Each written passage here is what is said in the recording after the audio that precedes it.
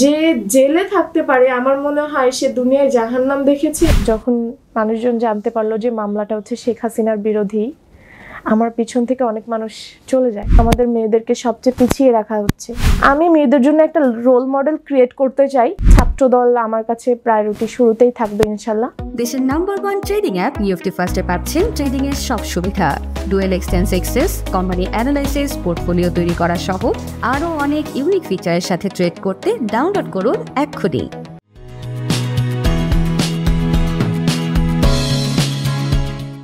সুপ্রিয় দর্শক, স্বাগত জানাচ্ছি বাণিজ্য প্রতিদিনের বিশেষ আয়োজন আগামীর রাজনীতিতে। এই অনুষ্ঠানে আমরা আলোচনা করে থাকি আগামীতে কেমন রাজনীতি চাই ও বর্তমান রাজনৈতিক প্রেক্ষাপট নিয়ে। সঙ্গে আছি আমি নজরুল ইসলাম। আজকের আলোচনার বিষয় টকটক-জকশো। অতিথি হিসেবে রয়েছেন জগন্নাথ বিশ্ববিদ্যালয়ের শিক্ষার্থী খাদিজাতুল কুবরা। আমাদেরকে সময় দেওয়ার জন্য আপনাকে অসংখ্য ধন্যবাদ। বাণিজ্য প্রতিদিন এবং আপনাকে অনেক ধন্যবাদ। জগন্নাথ বিশ্ববিদ্যালয়ের শিক্ষার্থীর বাইরেও আপনার আরও একটি পরিচয় রয়েছে। আপনি 2020 সালে একটি প্রোগ্রামে অ্যাঙ্করিং করার কারণে ডিজিটাল নিরাপত্তার আইনে একটি মামলায় আপনার বিরুদ্ধে হয় এবং পরবর্তীতে 2022 সালে আমরা দেখেছি যে আপনাকে গ্রেপ্তার দেখানো হয়। দীর্ঘ 15 মাস সে সময় কারাবরণ করার পর আপনি মুক্তি লাভ করেছিলেন। আমি কলেজ ডিবেটার ছিলাম। স্কুলে হচ্ছে বিভিন্ন স্পিকিংয়ে মানে ভাষণ দেওয়া যেটাকে বলে, সেটা হচ্ছে পার্ট নিয়ে কম্পিটিশনে অংশগ্রহণ করতাম। সবসময় বরাবরই প্রথম পুরস্কার আসতো আমার। তো 2020 সালে আমি যখন অ্যাজ এ ফ্রেশার হিসেবে যুক্ত হই, প্রথম তখন হল আন্দোলন চলছিল। হল নিয়ে বিভিন্ন ব্যানার নিয়ে রাইজুল ইসলাম নয়ন ভাই, তারপর ছাড়া অনেকে ছিল। তো যখন আমার ক্যাম্পাসের বয়স 15 দিন এরকম কিছু, তাদের আমি দেখলাম একটা ব্যানার নিয়ে তারা দাঁড়িয়েছে। আমি তাদের সাথে যে সামনে যেয়ে কথা বললাম, আমার সমস্যাগুলো আমি তুলে ধরলাম। তারপরে আমি এই যে ছাত্র অধিকার পরিষদ জগন্নাথ বিশ্ববিদ্যালয় শাখা, তাদের নজরে আসলাম। রাইজুল ইসলাম নয়ন ভাই ছিল, তিথি আপু, তারপরে হচ্ছে মিশু ভাই ছিল। তো এই প্রোগ্রামগুলো অ্যারেঞ্জ করার পরে তো মাঝখানে তো করোনা চলে আসলো। করোনার পর সব কিছু অনলাইন ভিত্তিক হয়ে গেল। তারপরে আপনাদেরই এক জুনিয়র, মানে আমার বড় আর কি, সে আমাকে বললো যে কুবরা, তুমি তো কথা বলতে পারো, তুমি কিছু প্রোগ্রাম হোস্ট করো। তো আমি করলাম, কিন্তু আমি শর্ত দিয়ে দিলাম যে আমি কোনো ধরনের প্রশ্ন তৈরি করতে পারবো না, আমি জাস্ট প্র্যাকটিস করবো। বলে আচ্ছা ঠিক আছে। তো তারাই আমাকে প্রশ্নগুলো রেডি করে দিত। প্রথমে যে আমি অ্যাঙ্করিংটা করি সেটা ছিল বাংলাদেশের বাইরে 6 জন সাংবাদিককে নিয়ে। তারপর আমি অনেকের নজরে চলে আসি। এরপরে যে মাহমুদুল হাসান মিশু, ছাত্র অধিকার পরিষদের রাইজুল ইসলাম নয়ন ভাইয়ের ছোট ভাই, সে আমাকে বললো হিউম্যানিটি ফর বাংলাদেশ নামে তার একটা পেজ ছিল। মানে তারাই মেবি কারা ছিল আমি জানি না, কিন্তু অনেক ইউনিভার্সিটি বা আমার ইউনিভার্সিটি কিছু সিনিয়র মিলে এই জিনিসটা চালাতো। সোহান ভাই ছিল, যারা অনেক আলোচিত বর্তমানে। তো সে আমাকে ফার্স্টে জগন্নাথ বিশ্ববিদ্যালয়ের কিছু যে নেতা ছিল তৎকালীন আওয়ামী লীগ, মানে ছাত্রলীগ, ছাত্র দল, সমাজতান্ত্রিক ছাত্র ফ্রন্ট, তারপর বাকি সবাইকে মিলে আমাকে একটা প্রোগ্রাম অ্যারেঞ্জ করে দেয়। সেখানে মিশু ভাই হচ্ছে সব প্রশ্নগুলো দিয়ে দেয়। তো আমি সেগুলো করি। তারপরে সে আমাকে অ্যাপ্রোচ করে, মানে আমাকে সামহাও মাহমুদুল হাসান মিশু ছাত্র অধিকার পরিষদের, সে আমাকে ইনফ্লুয়েন্স করে যে কুবরা, তোর মনে হয় তোর তো অনেক সাহস, আর আমার একটা প্রোগ্রাম করতে হবে যেখানে একজন সাহসী কাউকে দরকার। তো আমি অত কিছু বুঝি না, বলছে হ্যাঁ ভাই করবো, মানে জুনিয়রদেরকে যেভাবে ইনফ্লুয়েন্স করা যায়। তো তারপরে সে আমাকে প্রোগ্রামের অ্যারেঞ্জমেন্ট, কোয়েশ্চেন সব কিছুই করে দিল। আমি জাস্ট বসে অ্যাঙ্করিং করলাম। তো আমাদের গেস্ট ছিল মেজর দেলোয়ার, সে কানাডাতে অবস্থান করছে তখনও এখনও। তো সে হচ্ছে এসে শেখ হাসিনাকে ফ্যাসিস্ট বললো, তারপর অনেক কিছুই বললো। তো বলার পরে আমি আর এত কিছু জানি না। তখনই আমার নামে মামলা হয়। 2020 সালে অক্টোবর মাসে আমার নামে 2টা মামলা হয়, কলাবাগান থানায় এবং নিউ মার্কেট থানায়। 2 বছর আমাকে পলাতক দেখানো হয়েছে। তারপরে 2022 সালের 27 আগস্ট শনিবার রাত 9:30টার দিকে বাসায় এসে পুলিশ আমাকে ধরে নিয়ে যায়। তারপরে আমি অনেকবার জামিন ডিনাই হয়, স্টে হয়, অনেক কিছু হওয়ার পরে প্রায় 15 মাস পরে আমার যেদিন সেমিস্টার ফাইনাল পরীক্ষা শুরু, 4th সেমিস্টারে, সেই দিন আমি বের হই। সকালবেলা আমি বের হয়ে কাশিমপুর থেকে সরাসরি জগন্নাথ বিশ্ববিদ্যালয়ে আসি আমার সেমিস্টার ফাইনালের প্রথম পরীক্ষাটাতেই। তারপর আমি বাসায় যাই। কারাবন্দি সেই 15 মাস সময়টা কেমন ছিল আপনার কাছে? আসলে যখন আমাকে পুলিশ ধরতে আসে তখন আমি মানে একটু নাচতে নাচতে চলে গেলাম যে আমি তো কিছু করিনি, আমি নির্দোষ, আমার কোনো সমস্যা নেই। কিন্তু পরবর্তীতে আমি যখন প্রথমবারের মতো কোর্টে যাই রবিবার দিন সকালে, আমার পিছনে প্রায় 50 থেকে 60 জন আমার ব্যাচমেট বা আমার যারা পরিচিত আছে তারা ছিল। কিন্তু কোর্টরুমের সামনে যে যখন মানুষজন জানতে পারলো যে মামলাটা হচ্ছে শেখ হাসিনার বিরোধী, আমার পিছন থেকে অনেক মানুষ চলে যায়। তো আমি তখনও বুঝতে পারছিলাম না যে আসলে ব্যাপারটা কি। আস্তে আস্তে জানতে পারলাম যে আমি অনেক বড় একজন আসামি। আমি শেখ হাসিনার মান সম্মান ক্ষুণ্ণ করেছি। দেশে বিদেশে শেখ হাসিনাকে ফ্যাসিস্ট বলা হয়েছে, সেই অংশীদার আমি ছিলাম। তো মোটামুটি সব কিছু মিলে সব কিছুর ভাগিদার আমাকে করা হয়। তো জেলখানায় যাওয়ার পর আমি প্রচুর কান্নাকাটি করি প্রথম কয়েকটা দিন। দেখা যাচ্ছে যে মানে আমি এরকম একটা পরিবেশে তো কখনো ছিলাম না। ফ্লোরে ঘুমাইতে হচ্ছে, একটুখানি জায়গার মধ্যে একা জায়গা দেওয়া হচ্ছে, মানে আমি প্রচুর কান্নাকাটি করছি। বারবার ফোন দিয়ে বাসায় আমি বলছি, মানে এক নম্বরে সপ্তাহে একবার কথা বলা যায় 10 মিনিটের জন্য, তো 10 মিনিট আমি কান্না করছি যে আমি আসলে পারছি না, আমি কি করছি, আমার কি দোষ। তো যখন মানে এই কান্নাকাটি করার পরে দেখতে পারলাম যে আমার মা অনেক অসুস্থ হয়ে গেছে, আর বাবা যেহেতু বিদেশে, কেউ আসতেছে না সাপোর্ট করার জন্য। তো আমার ফ্যামিলি পুরো একটা মানে গোলক ধাঁধার মধ্যে পড়ে গেছে যে কি করবে। বোন আর মা এই দুজন মিলে আসলে অনেক দৌড়াইছে। তো পরবর্তীতে আমি ডিসিশন নিলাম যে আমি যত যাই হোক আমি আমার ফ্যামিলির সামনে কান্না করা যাবে না, আমি তাদের সামনে কান্না করব না, কারণ আমার কারণে তারা অসুস্থ হয়ে গেলে আমাকে কে দেখতে আসবে, আমার কি হবে।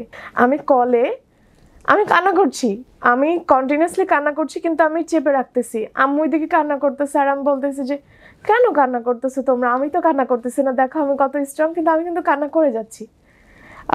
এরকম অনেক দিন গেছে, মানে এই জিনিসগুলো মনে করলে আমার এখনো মানে আমার চোখে পানি চলে আসতেছে যে আমি কত টেরিবল একটা লাইফ লিড করে আসছি। জেলখানাতে 1 হাত 4 আঙ্গুলের বিছানায় আমি ঘুমাইতাম। যে খাবারগুলো ছিল এগুলো তো এক প্রকার ছিল অখাদ্য, কোনো ধরনের ট্রিটমেন্ট ছিল না। আমি কিডনি পেশেন্ট ছিলাম, কিন্তু কোর্ট পারমিশন করানোর পরেও সরকার থেকেই আমার যে কিডনির রিপোর্টগুলো সেটাও পাল্টায় দেওয়া হয়েছিল, যে হচ্ছে আমি নর্মাল, আমি খুবই সাধারণ একজন, মানে আমি সুস্থ ব্যক্তি। জাস্ট বলছিল যে মেরুদণ্ডে কিছু একটা সমস্যা বা কোমরে সমস্যা, এরকম টাইপের তারা কাজ করেছিল। তারপরে আমি রোজা রেখে মেডিকেলে গিয়েছিলাম, এই জন্য আমাকে 7 দিনের জন্য সেল পাস করে দিয়েছিল, মানে যেখানে ফাঁসির আসামি ছিল আমাকে তাদের সাথে রাখা হয়েছে। মোটামুটি জীবনের অনেক কিছু আসলে এক্সপিরিয়েন্স হয়ে গেছে। মানে একদিন এরকম হয়েছে রোজার মাসেই 2023 সালের মার্চে, যখন আমি সেল থেকে আসি তারপর পরে আমি একদিন রাতের বেলা আমার জ্বর আসছে। মানে এই জিনিসটা আমি কখনো ভুলবো না। মানে গরম, প্রচন্ড গরম, কিন্তু আমার জ্বর আসছে, আমার গায়ে একজন কম্বল জড়াই দিবে এরকম মানুষ নেই। আমি মা মা করে কান্না করতেছি, কিন্তু কেউ হচ্ছে আমাকে কম্বলটা পর্যন্ত গায়ে জড়াই দেয়নি। এরকম পরিস্থিতি জেলখানাতে। জেল জীবনের যে অভিজ্ঞতার কথা বর্ণনা করলেন আপনি, জেল থেকে বের হওয়ার পরেও আপনি রাজনৈতিকভাবে খুবই সচেতন ছিলেন, সামাজিক মাধ্যমেও আপনি খুবই সচেতন ছিলেন। তো সেই অভিজ্ঞতাকে কাজে লাগিয়ে আগামীতে যেহেতু আপনি রাজনীতিতে আসছেন, তো সেই অভিজ্ঞতা কাজে লাগিয়ে আপনার ব্যক্তিগত জীবনে কিভাবে প্রভাব ফেলছে? আমাকে কিছু শর্ত দিয়ে হাসিনা বের করে, কারণ তাদের মনে যে তাদের মানে মতবাদটা এরকম ছিল কোর্টরুমে যে এই মেয়ে খুবই দুঃসাহসী, এই মেয়ে অনেক ডেঞ্জারাস, এই মেয়ে যদি একবার জেল থেকে বের হয় তাহলে এই মেয়ে হচ্ছে দেশে আগুন জ্বালাই দিবে, মেয়ে দেশের অবস্থা অস্থিরতা সৃষ্টি করবে। তো আমাকে কিছু শর্ত দেয় যে আমি এই ধরনের কাজ করতে পারবো না। 1, 2 হচ্ছে আমার যদি কোনো পাসপোর্ট থাকে তাহলে সেটাও তারা নিয়ে যাবে, কিন্তু আমার পাসপোর্ট ছিল না।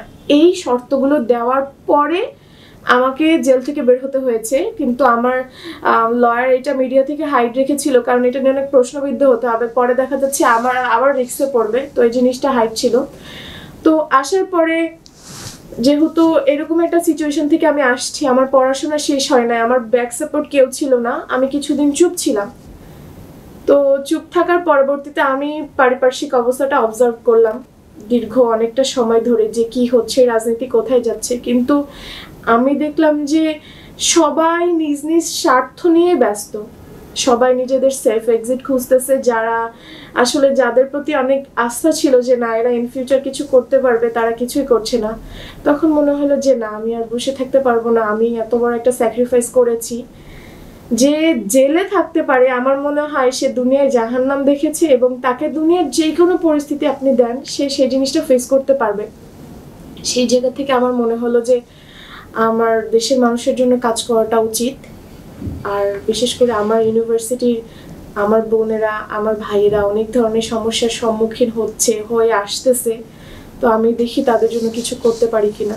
5 আগস্ট পরবর্তী সময়ে বাংলাদেশ জাতীয়তাবাদী ছাত্র দলের বেশ কিছু প্রোগ্রামে আপনাকে দেখা যাচ্ছে। সামনে জগন্নাথ বিশ্ববিদ্যালয় ছাত্র সংসদ নির্বাচন অনুষ্ঠিত হচ্ছে, গুঞ্জন আছে যে আপনি ছাত্র দলের প্যানেল থেকে নির্বাচন করবেন। আসলে এই ছাত্র দলের প্যানেলকে সমর্থন করা বা ছাত্র দলে আপনি যোগ দিচ্ছেন কিনা সেটি আপনার কাছে জানতে চাই। এখানে দুইটা ব্যাপার, একটা হচ্ছে তাদের প্রোগ্রাম অ্যাটেন্ড করা আর তাদের যোগ দেওয়াটা। তো প্রথমে তাদের প্রোগ্রাম অ্যাটেন্ড করার কথাটা বলি। 5ই আগস্টের পরপর আমি সব জায়গায় গিয়েছি। আমাকে বিএমপি থেকে ডেকেছে নারী দিবসের একটা প্রোগ্রামে, আমি সেখানে গিয়েছি। আমাকে এনসিপি থেকে ডেকেছে। মানে আমি রাজনৈতিক যে দলীয়করণ সেই ব্যাপারটা পছন্দ করি না। আমি খুবই লিবারাল একজন মানুষ। আমি যে 31শে ডিসেম্বর যে শহীদ মিনারের প্রোগ্রাম হলো, আমি সেখানেও গিয়েছি। তারপর হচ্ছে ফেলানি দিবসেও গিয়েছি। আমি সব জায়গায় গিয়েছি। কিন্তু রিসেন্টলি হচ্ছে ছাত্র দলের প্রোগ্রামে দেখা যাচ্ছে যে ছাত্র দল যে প্রোগ্রামগুলো করছে সেগুলো হচ্ছে শিক্ষার্থী বান্ধব প্রোগ্রাম। আমি কিন্তু আবারও কোট করে বলছি, আমি তাদের দলের কেউ না, পোস্টেড না, ইভেন আমি তাদের কোনো দলীয় প্রোগ্রামে আমি যাইনি। আমি যেগুলো গিয়েছি সেগুলো হচ্ছে তারা স্টুডেন্টদের ওয়েলফেয়ার নিয়ে কিছু প্রোগ্রাম বা কর্মসূচি আয়োজন করেছে। কিছুদিন আগে মেডিকেল ক্যাম্পেইন করেছে, আবার ওই দিন হচ্ছে কিছু প্রোগ্রাম করেছে। তো সেই জিনিসগুলোতে আমি যাই। আমার মনে হয় যে সেখানে যে হয়তো কোনো আইডিয়া দিতে পারলে আমার ভাই বোনদের কাজে লাগবে, সেই জন্য আমি যাই এবং তারা আমাকে সাদরে গ্রহণ করে, এই জন্য আমি যাই। কিন্তু আমি সবার প্রোগ্রামে গিয়েছি। শিবির হচ্ছে আমাদের শহীদ সাজিদ ভাইকে নিয়ে একটা ডিবেট টুর্নামেন্ট আয়োজন করেছে, আমাকে ইনভাইট করেছে ইকুইটি অফিসার হিসেবে, নারী ইকুইটি অফিসার, আমি সেখানেও গিয়েছি। তো আমি আসলে লিবারাল মানুষ, আমি ফ্রি থাকতে পছন্দ করি। আমার যখন যা কর্মসূচি ভালো লাগে, যেটা মনে হয় যে এটা আমার ভাই বোনদের জন্য ভালো হবে বা ভালো কাজ করা হচ্ছে, সেই জিনিসটার জন্য আমি যাই। বিশেষ করে আমার মেইন উদ্দেশ্য হচ্ছে আমার বোনদের জন্য কাজ করা। ভাই বোন তো সবাই আছে, কিন্তু আমার বোনদেরকে আমি দেখি যে তারা এত পরিমাণে সাফার করে সেটা বলার মতো না। যেমন মেয়েরা হচ্ছে কিছুদিন আগে হলে আমি মেয়েদেরকে নিজের উদ্যোগে কিছু স্ট্যান্ড দিয়েছি ভাতের মারের, যাতে গালতে পারে। ছাত্রদল যদি এরকম কোনো ইনক্লুসিভ প্যানেল দিতে পারে, তাদের যদি শিক্ষার্থী বান্ধব ইশতেহার থাকে যেখানে তারা স্টুডেন্টদের ওয়েলফেয়ার নিয়ে কাজ করবে, আর শুধু প্রতিজ্ঞা দিলেই হবে না, আমার বুঝতে হবে যে আদৌ তারা এই প্রতিজ্ঞাটা ফুলফিল করতে পারবে কিনা। ছাত্রদল আমার কাছে প্রায়োরিটি শুরুতেই থাকবে ইনশাল্লাহ, বাকিটা দেখা যায় কতটুকু তাদের সাথে পথ চলা হয়। আপনি যক্ষু নির্বাচনে প্রার্থী হতে যাচ্ছেন, এই সিদ্ধান্ত নেওয়ার পেছনে অনুপ্রেরণার জায়গাটা আসলে কোথায় ছিল বা কে ছিল? আসলে অনুপ্রেরণার জায়গা বলতে আমি গত 1 বছর সবকিছু অবজার্ভ করলাম, বারবার বলেছি। তো দেখা যাচ্ছে যে আমরা মেয়েরা স্লোগানের সময় আগে রাখা হয়, বিভিন্ন ধরনের প্রোগ্রামগুলোতে আগে রাখা হয়, কিন্তু যখন আমাদেরকে সম্মান বা পদ দেওয়া হবে সেই জিনিসটাতে দেখা যাচ্ছে আমাদের মেয়েদেরকে সবচেয়ে পিছিয়ে রাখা হচ্ছে। আপনি আশেপাশে তাকালেই দেখবেন উপদেষ্টা থেকে শুরু করে প্রত্যেকটা সেন্ট্রালে লিডিং পর্যায়ে কি আসলে মেয়েরা আছে কি না। তো এই জিনিসটা থেকে আমার মনে হয়েছে যে আমরা, বিশেষ করে আমি 15 মাস জেল খেটেছি বা যাই করেছি, আমি অনেক মেয়েরা অনেক পিছিয়ে। আমার সেই যোগ্যতা আছে হয়তো বা ইনশাল্লাহ আমি কাজ করব, আমার সেই যোগ্যতা আছে, সেই অ্যাবিলিটি আছে। আর বিশেষ করে আমার যেই মেন্টালিটি, আমি আমার বোনদের জন্য কাজ করতে চাই। আমার রাজনীতিতে বিশেষ করে যোগসুতে দাঁড়ানো উচিত, কারণ একটা মেয়ের যেই সমস্যা, মেয়েরা যে পার্সোনালি যেই সমস্যাগুলো ফেস করে সেটা কিন্তু একটা পুরুষ কখনোই বুঝবে না। আর আমি করলেও নিচের বা আমি সবগুলো পোস্টকেই সম্মান দেই, কিন্তু আমি করলে হয়তো সুপার 3 যে কোনো একটাতেই করব। কারণ ওই যে একটাই কথা যে মেয়েদেরকে আমি চাই না যে আমার কোনো বোন হচ্ছে পিছিয়ে থাকুক, আমি পার্সোনালি পিছিয়ে থাকি। আমি মেয়েদের জন্য একটা রোল মডেল ক্রিয়েট করতে চাই যে না, মেয়েরা তাদের অধিকার আদায় করতে পারে এবং পারবে ইনশাল্লাহ, এবং তাদের যথাযথ জায়গা এবং সম্মানের জায়গাটা যাতে তারা পায় সেই জিনিসটা আমি ইনশিওর করব। ভোটারদের উদ্দেশ্যে আপনার কোনো বার্তা আছে কিনা, ভোটারদের উদ্দেশ্যে আপনি কিছু বলতে চান কিনা? ভোটারদের উদ্দেশ্যে এই জিনিসটা বলতে চাই যে একজন মজলুম কখনো শোষক হয়ে উঠতে পারে না। আমি যে একজন মজলুম এবং নির্যাতিত, এটা সবাই জানেন আপনারা। তো সেই জায়গা থেকে আমার মনে হয় যে কোনো কিছু করার আগে আমি 10 বার হলেও ভাববো যে এই জিনিসটা কারো ক্ষতি করছে কিনা, বা কোনো ধরনের যে দুর্নীতি বা অপব্যবহার, ক্ষমতার অপব্যবহার, সেই জিনিসটা আমার দিক থেকে আসবে না ইনশাল্লাহ। আর আমি মেক শিওর করব যে যে আমাদের মেইনলি যে আবাসন সমস্যা, খাবারের সমস্যা, এই দুইটা হচ্ছে মেইন আমাদের। তো যেভাবেই হোক, যে মন্ত্রণালয়ে যেতে হয়, যতদূর পর্যন্ত যাওয়া হয় আমি যাওয়ার চেষ্টা করব যাতে এই দুইটা সমস্যা সবার আগে সমাধান হয়, এবং আমার বোনদের যে কোনো প্রবলেম, ফাইন্যান্সিয়াল সিচুয়েশনের কথা বা তাদের মানসিক অবস্থা, পড়াশোনার পিছিয়ে থাকা, সব কিছুতে আমি কাজ করার চেষ্টা করব। তারপরে মেডিকেলের যে ব্যাপারটা আছে, সারাদিন ক্লাস করার পরে আমাদের আসলে অবস্থা হয় না যে আমরা সরকারি মেডিকেলগুলোতে যে সিরিয়াল দিয়ে থাকবো, আর ওরকম টাকা পয়সাও নেই আমাদের। তো আমি কিছু মেডিকেলের সাথে কথা বলেছি যারা আমাদেরকে 40 বা 50% ছাড় দিবে, কিন্তু দেখা যাচ্ছে যে এটা ব্যক্তিগতভাবে একা করা আমার পক্ষে পসিবল না। যখন আমি একটা সংসদ থেকে যাব, একটা প্যানেল থেকে বা একটা জায়গা থেকে আমি যাব, তখন হয়তো কাজগুলো আমার জন্য অনেক ইজি হবে, কারণ ব্যক্তি হিসেবে সবাই আমাকে জানলে ওইভাবে আমাকে জাজমেন্ট করতে পারবে না বা সহযোগিতা করবে না, এটা একটা ব্যাপার। আর বিভিন্ন জায়গা থেকে বিভিন্ন ধরনের ফান্ডিং এনে কিভাবে মেয়েদের বা ছেলেদের যারা খুব বেশি প্রবলেমে আছে তাদেরকে ফান্ডিংয়ের কিভাবে ব্যবস্থা করা যায়, এই জিনিসটা নিয়ে কাজ করব। এটার জন্য আমার ন্যাশনালি করা লাগে, ইন্টারন্যাশনালি করা লাগে। ইনশাল্লাহ আমি করার চেষ্টা করব, কারণ ইন্টারন্যাশনালিও কিন্তু আমি অ্যাজ এ খাদিজাতুল কুবরা আমি খুব একটা নোন ফেস। অ্যামনেস্টি থেকে শুরু করে বিভিন্ন সংস্থাগুলো যারা আছে সেখানে আমি কাজ করার চেষ্টা করব। টিউশনিতে যে আমার ভাই বোনেরা মারা যাচ্ছে, বিভিন্ন ধরনের হ্যারাসমেন্টের শিকার হচ্ছে, রিসেন্টলি মাত্র 2টা মেয়ে মুখ খুলেছে যে আমি হ্যারাসমেন্টের শিকার হয়েছি বা হচ্ছি। এরকম হাজার হাজার আছে যারা নিজেদের মান সম্মানের ভয়ে তারা মুখ খুলতে পারে না। তাই টিউশনের বিকল্প কি করা যায় সেই জিনিসটা নিয়ে আমি ভাবছি যে কোনো ধরনের ওয়ার্কশপ বা অনলাইন ট্রেডিং বা যাই হোক না কেন, সেই জিনিসটা নিয়ে আমি কাজ করার চেষ্টা করছি, ইনশাল্লাহ আমি করব। আপনি কারাবন্দী থাকা অবস্থায় পারিবারিক অবস্থা বর্ণনা করলেন কিছুক্ষণ আগেই। তো কারাবন্দির পর যখন আপনি মুক্ত হলেন, মুক্ত বাংলাদেশে আবার আপনার পরিবার আপনাকে রাজনৈতিকভাবে কেমন সমর্থন দিচ্ছে? আসলে আমি যখন এই যে রিসেন্টলি, তো আমি তো এতদিন একটু চুপ ছিলাম, তো আমি আম্মুকে বললাম যে আম্মু এরকম জোকশো হচ্ছে, তো আম্মু বললো তুই করবি কিনা। আমি বলছি আমার মনে হয় আমার করা উচিত। বলে তাহলে তুই কর, কারণ ছেলেমেয়েরা অনেক কষ্ট করে, আর দেশের যে অবস্থা, মানুষের জন্য যদি ভালো কিছু তুই করতে পারিস তাহলে আখিরাতেও তুই পাবি। আর আমি তো তোকে চিনি আমার মেয়ে কেমন, তো সেই জায়গা থেকে আম্মু বললো তুই কর, কোনো সমস্যা নেই, তুই কিছু করতে পারবি, ভালো মানুষ আসুক যাতে মানুষের সমস্যাগুলো দূর হয়। সবাই তো নিজের আখের গুছাচ্ছে, তুই না গুছা। এই যোগ শুনি আপনার প্রত্যাশা কি? যোগ শুনি আমার প্রত্যাশা হচ্ছে যে বর্তমানে আমাদের দেশের রাজনীতিটা অনেকটা এরকম হয়ে গিয়েছে যে যার ফেস ভ্যালু বেশি সে কাজ করুক বা না করুক, খুব বেশি মিডিয়া হাইপ তৈরি করে। তো যার কারণে আমরা কি করি, স্রোতে ঘা ভাসিয়ে দিই।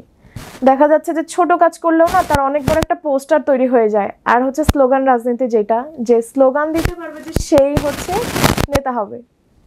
তো আমার মনে হয় বিশেষ করে আমি আমার জগন্নাথের ভাই বোনদেরকে বলতে চাবো যে আপনারা এইরকম কাউকে নেতা হিসেবে পছন্দ করে না, সেটা হোক আমি বা যেই, যে মিডিয়া হাইপ তৈরি করে আপনাদেরকে হচ্ছে একটু এগিয়ে থাকার চেষ্টা করবে বা স্লোগান রাজনীতি করে। আপনারা দেখেন যে এই যে যোগসুর যেই সংসদটা হবে সেটা কিন্তু এই জগন্নাথের মতো ছোট একটা জায়গা না, সেটা ন্যাশনাল ইন্টারন্যাশনালি। তো আপনারা এরকম কাউকে চুজ করেন যে ইন্টারন্যাশনাল পর্যায়ে যে কথা বলতে পারবে, নিজেদেরকে রিপ্রেজেন্ট করতে পারবে। শুধু ওই প্রশাসনকে চাপে রাখবো, সারাদিন আন্দোলন করব, এই জিনিসটা যাতে না হয়ে কোন জায়গায় গেলে কাজটা হয় সেই পর্যন্ত পৌঁছানোর তার অ্যাবিলিটি থাকে।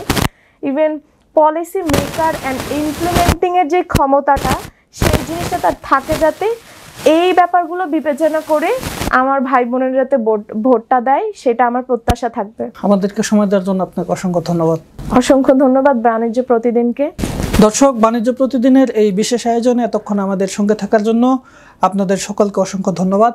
পরবর্তীতে আবারও আপনাদের সঙ্গে দেখা হবে অন্য কোনো অতিথির সঙ্গে। সে পর্যন্ত সুস্থ থাকুন, ভালো থাকুন, আল্লাহ হাফেজ।